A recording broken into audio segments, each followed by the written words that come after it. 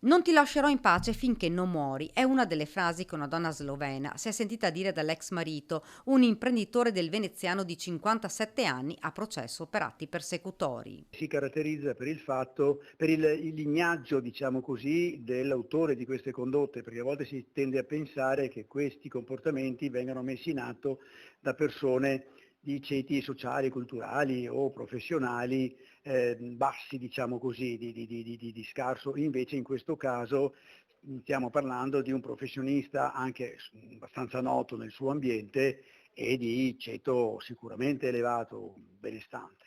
Una vita agiata la loro, una storia d'amore dalla quale sono nati 3 figli. Poi sono iniziate le discussioni, le litigate, fino a quando l'uomo ha cominciato a maltrattarla, arrivando a picchiarla. È scattata la denuncia, i due si sono separati e sono arrivati fino al divorzio, ma l'uomo, secondo la versione della vittima, non ha mollato. Le ha inviato numerosi e ripetuti messaggi, sia a lei che alla sua famiglia, con minacce più o meno velate e offese di ogni tipo. Addirittura, il giorno del compleanno della 49enne, le ha fatto trovare un mazzo di fiori appassiti alla sua porta, così come li ha fatti recapitare anche all'avvocato che l'ha seguita nel processo civile.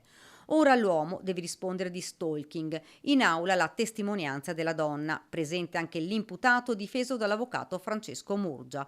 La donna, seguita dal legale Stefano Pietrobon, ha raccontato di quei mesi di terrore. Ha riferito che da tempo, prima di scendere, prima di parcheggiare la macchina o di prenderla, di uscire di casa, si guarda sempre intorno, a volte è stata costretta a rientrare in casa proprio perché aveva notato dei movimenti strani, perché era seguita non solo da lui, ma lei crede anche da persone incaricate dall'autore, dall'ex marito. I due, entrambi di origine slovena, hanno divorziato nel 2018, ma nonostante questo gli atti persecutori sono continuati coinvolgendo anche i figli. L'udienza è stata rinviata al 19 giugno, dove verranno sentiti altri testimoni.